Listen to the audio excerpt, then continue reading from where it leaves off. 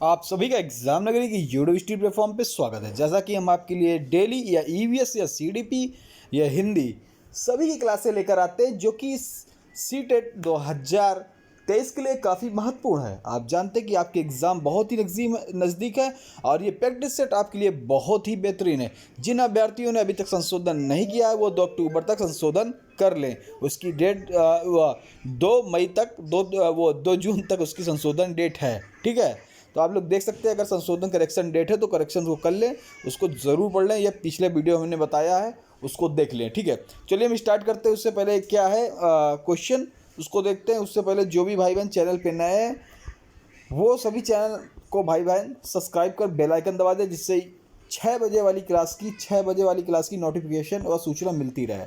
तो देखिए, डेली 6 बजे क्लास होती है। इसमें आपको ईवीएस सीडीपी हिंदी मैथ सभी की क्लास आपको दी जाती है, और वो भी क्वेश्चन होते हैं जो एग्ज़ाम में बहुत बार पूछे होते हैं और जो उनके आने की संभावना रहती है, और कॉन्सेप्ट के साथ बताए जाते हैं कि एक क्वेश्चन आप कॉन्सेप्ट के साथ समझ लेंगे तो सभी क्वेश्चन कर लेंगे। चलिए स्टार्ट करते हैं। कल हमने 15 नंबर तक किया था। इसके बाद आज हम 16वां नंबर देखेंगे कि बालकों में अधिगम के विकास में निम्न में से सबसे महत्वपूर्ण क्या है। तो बालकों के अधिगम मतलब सीखने के विकास में निम्न में से सबसे महत्वपूर्ण क्या है। तो ऑप्शन चारों इकट्ठा कर लेंगे। ठीक है, अब आपको दिख रहे होंगे चारों ऑप्शन, अभी नहीं दिख रहे थे। ऑप्शन ए है व्यस्त विद्यालय कार्यक्रम, ऑप्शन बी अधिक पाठ्य पुस्तकें, ऑप्शन सी अधिगम उत्प्रेरित वातावरण, या डी उत्सुक माता पिता। देखिए, मैंने आपसे कहा था कभी भी आप क्वेश्चन देखें तो सबसे पहले पॉजिटिव आंसर की खोज करें। अगर क्वेश्चन निगेटिव की बात कर रहा है तो निगेटिव आंसर खोज करें। तो यहाँ पे महत्वपूर्ण पूछा है तो पॉजिटिव ऑप्शन का बता रहा है, तो पॉजिटिव खोज लें, या फिर निगेटिव खोज लेंगे तो खुद ही आपका पॉजिटिव मिल जाएगा। तो देखिए कैसे देखते हैं इस क्वेश्चन को कैसे करेंगे। कॉन्सेप्ट समझिए, कॉन्सेप्ट कैसे होता है। देखिए अगर अधिगम का विकास करना है बालकों को अधिगम के विकास के लिए क्या महत्वपूर्ण होता है। व्यस्त विद्यालय कार्यक्रम महत्वपूर्ण हो सकता है, ये कतई नहीं हो सकता। अगर व्यस्त विद्यालय महत्वपूर्ण हो तो उसका अधिगम कैसे होगा, वो बिजी रहेगा दिन भर हर चीज़ में, तो उसका विकास नहीं हो पाएगा। अधिक पाठ्य पुस्तकें, ऑप्शन बी, ये भी गलत हो जाएगा, निगेटिव पे आता है। जितनी पाठ्य पुस्तकें होंगी वो उतना वर्क उसी पे बोझ पर तले दबे रहेगा और वो कुछ कर ही नहीं सकता। और उत्सुक माता पिता, तो ये थोड़ा सही हो सकता है, लेकिन सी ऑप्शन अगर आप देख रहे हैं अधिगम उत्प्रेरित वातावरण, मतलब सीखने का जो उसको सीखना है उस तरह का अगर उसको उत्सुकता वाला या अधिगम उत्प्रेरण मतलब उत्प्रेरित करने वाला अगर वातावरण मिल जाएगा, पूरा माहौल बन जाएगा, माहौल उस तरह मिल जाएगा, तो ये राइट आपका आंसर हो जाएगा ऑप्शन नंबर सी। आपने क्या लगाया था इसका आंसर ज़रूर कमेंट बॉक्स में बताओ। अगला क्वेश्चन देखते हैं क्या है। देखिए 17वां क्वेश्चन, जन्म के समय बालक में हड्डियों की संख्या होती है कितनी। ए 270, बी 206, या बी सी 250, या डी 235। ये आपको बताना है कि अधिगम के समय बालक में हड्डियों की संख्या कितनी। तो आपको पता है कि इसका आंसर क्या होगा। आप सभी भाई बहन ज़रूर कमेंट बॉक्स में आंसर दे दें। तो देखिए, जन्म के समय हड्डी अगर पूछी जाती है कितनी है तो 206 आपको पता है। जब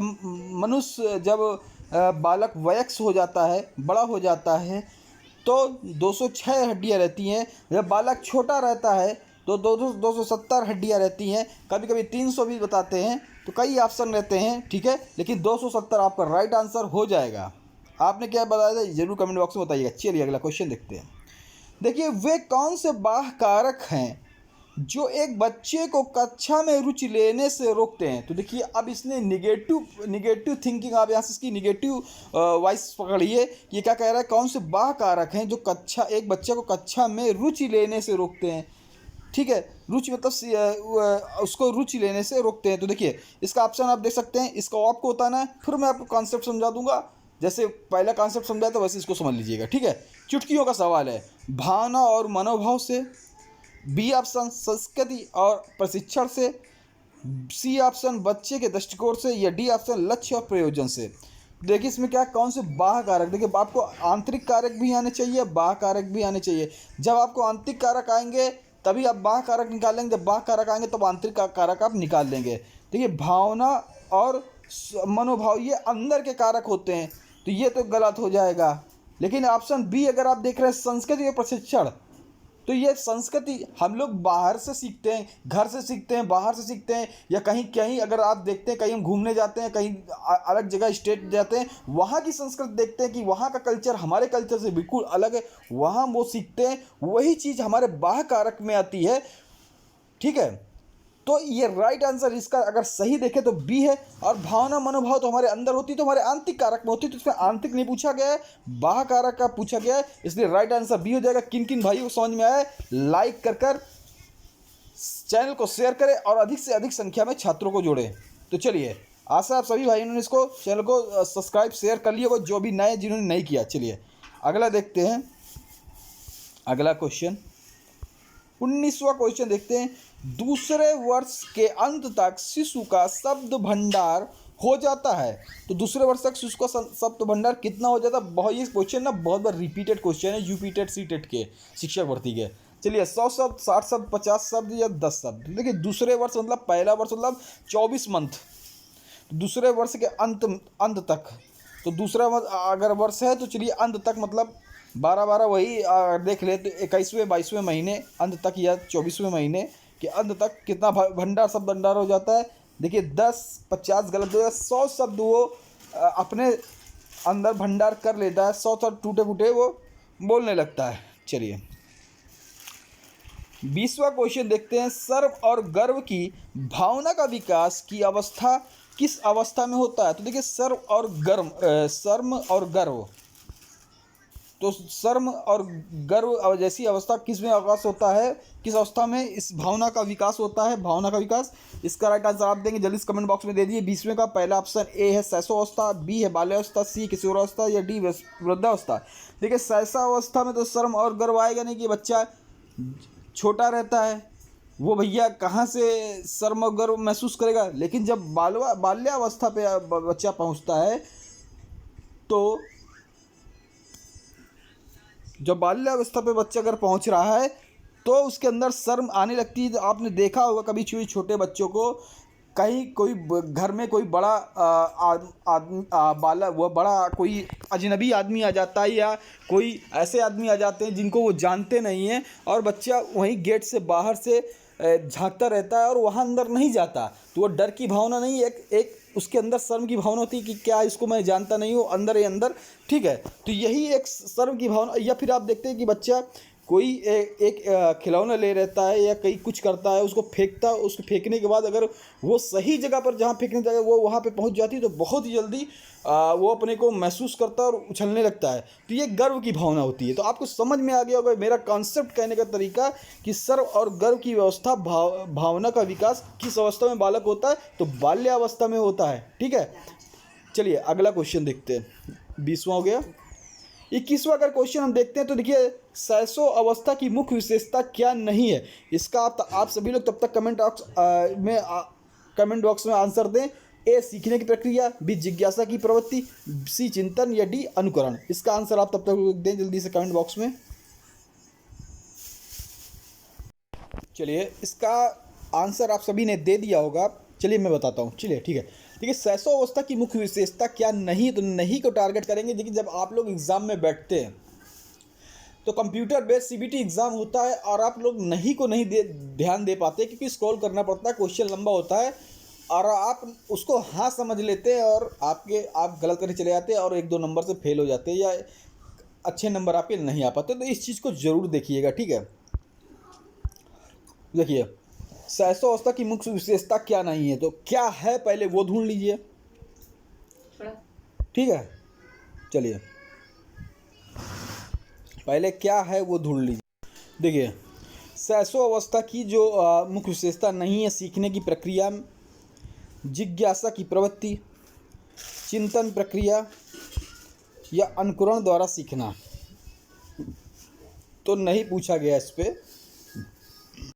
तो आप देख सकते हैं इसका आंसर आप सभी ने दे दिया होगा, इसका देख सकते हैं। देखिए छोटा बच्चा है तो जिज्ञासा भी हो सकता है, अनुकरण द्वारा देखकर वो काम कर भी सकता है।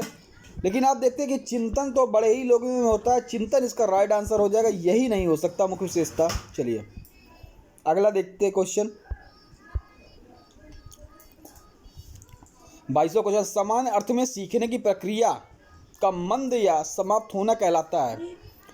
पहला, सीखने का पठार, बी, सीखने का स्थानांतरण, या सी, सीखने का वक्र, या डी, इनमें से कोई नहीं।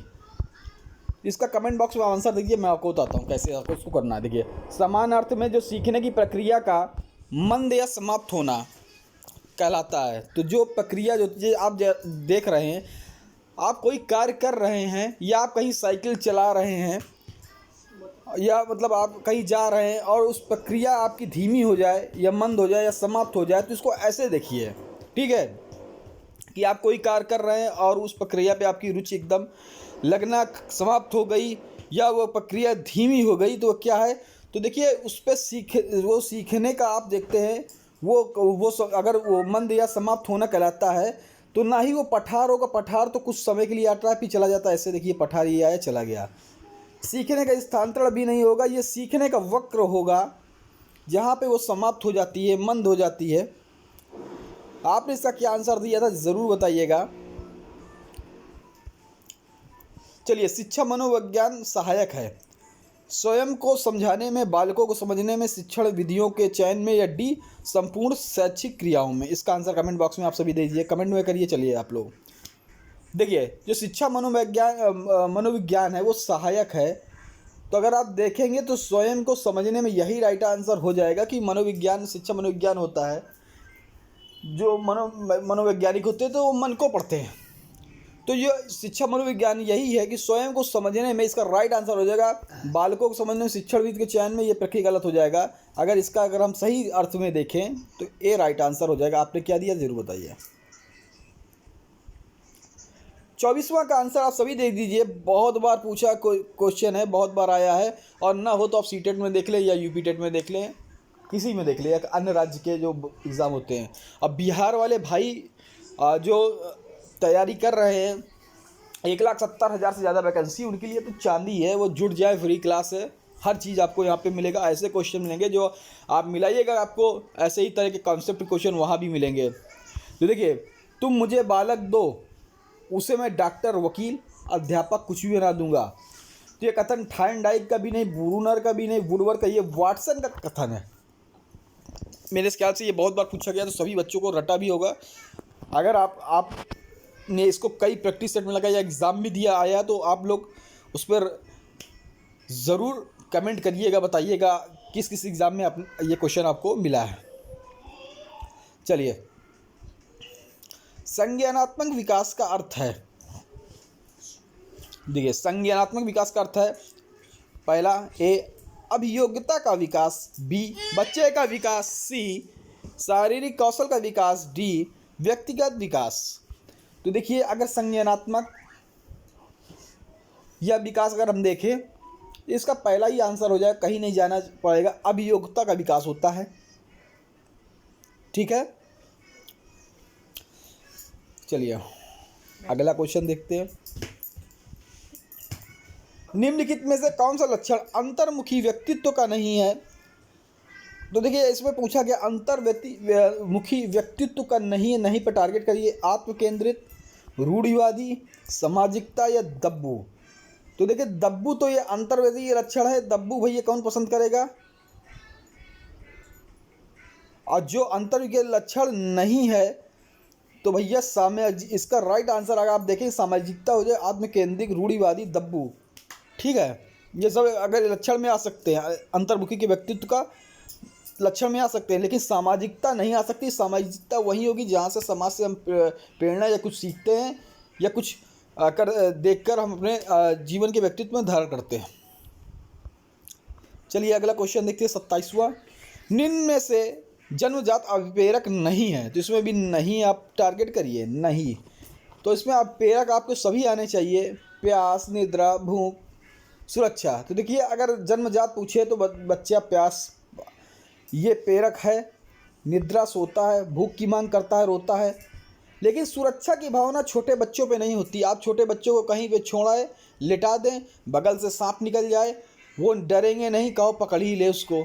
बगल से कुत्ता बिल्ली है, छोटा बच्चा है, देखकर डरेगा नहीं, क्योंकि उतनी समय उसके अंदर सुरक्षा की भावना का वो नहीं होता जन्मजात बच्चों में। देखिए, यहाँ जन्मजात लिखा हुआ है।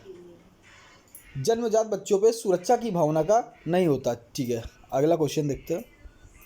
28वां क्वेश्चन, निम्न में से कौन बच्चे के सामाजिक विकास को प्रभावित नहीं करता। फिर आप देखिए, नहीं को टारगेट करिए। सामाजिक, जो समाज से जुड़े हुए विकास होते हैं उनको प्रभावित नहीं करता। परिवार देखिए प्रभावित करता है। ऑप्शन है बी विद्यालय, डी समुदाय, या सी समुदाय, या डी इनमें से कोई नहीं। जल्दी से कमेंट बॉक्स में आंसर दीजिए, मैं आपको बताता हूँ। देखिए, परिवार समाज ही, इसी परिवार से आदमी सीखता है, तो ये भैया ये तो सामाजिक को प्रभावित करता है।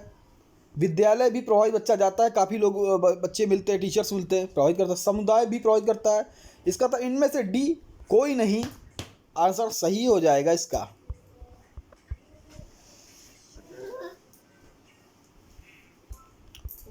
निम्न में से कौन सा सीखने की ओर संकेत नहीं करता है। 29वां क्वेश्चन है, निम्न में से कौन सा सीखने की ओर संकेत नहीं करता है। तर्क करना, प्रश्न पूछना, जांच पड़ताल करना, अनुकरण करना। 29वें का आपको राइट आंसर देना है। कौन सा सीखने की ओर संकेत नहीं करता, मतलब कोई चीज़ को जो सीखना है उसकी ओर संकेत नहीं करता। देखिए, नहीं पे टारगेट करिए। तो जो सीखने की ओर संकेत नहीं करता है वो है आपका, देखिए, तर्क करना। तो ये सीखने को संकेत कर तर्क करेंगे, बुद्धि चलाएंगे, कुछ ना कुछ सीखेंगे, जांच पड़ताल करेंगे, तो कुछ ना कुछ चीज़ों को आप ऑब्जर्व करेंगे, उसके देखेंगे, आप सीखेंगे। अनुकरण करना, किसी को देख रहे हैं उससे सीखेंगे। लेकिन प्रश्न पूछने में कोई सीखने का संकेत नहीं है। किसी से पूछ लिया, भैया हमें हमें ये चीज़ उठा के दे दो, आम का कैसा रंग है, तो इस पर क्या सीखने की संकेत करता है। प्रश्न खाली पूछ रहे हैं, उस पर क्या सीखने का है। ठीक है, राइट आंसर इसका बी हो जाएगा। लास्ट क्वेश्चन देखेंगे आप, तीसरा, निगमन विधि का प्रयोग किस विषय को पढ़ाने के लिए किया जाता है। देखिए, निगमन तो दो विधियाँ होती है, एक निगमन, एक होती आगमन। निगमन जो नियम से होती है, आगमन जो उदाहरण से नियम होती है। तो ये पहला ऑप्शन है विज्ञान, बी है गणित, सी है सामाजिक मानव, या डी है उपरोक्त सभी। तो निगमन विधि का उपयोग किस विषय को पढ़ाने किया जाता है। तो देखिए, निगमन विज्ञान को भी पढ़ाने में किया जाता है, गणित को नियम से उदाहरण दिए जाते हैं, और ये सामाजिक मानव को भी निगमन विधि आती है। तो इसका मतलब उपयोग सभी, इसका डी राइट आंसर हो जाएगा। आज की क्लास कैसी रही, अगर ये क्लास आप देख लेते तो मेरे ख्याल से ये 15 क्वेश्चन जो थे कॉन्सेप्ट क्वेश्चन थे, 15 कॉन्सेप्ट से आप कम से कम जितने इसी तरह क्वेश्चन आएंगे, तो मैं कहता हूँ 50, 60, 70, 80, 90 जो भी इस तरह के आएंगे, आप इस कॉन्सेप्ट से उसको सॉल्व कर लेंगे। सभी क्वेश्चन सॉल्व कर लेंगे जो ऐसे ही कॉन्सेप्ट के आएंगे। तो जो भी भाई बहन अभी चैनल को सब्सक्राइब नहीं किया, सब्सक्राइब कर ले, बेल आइकन दबा दे।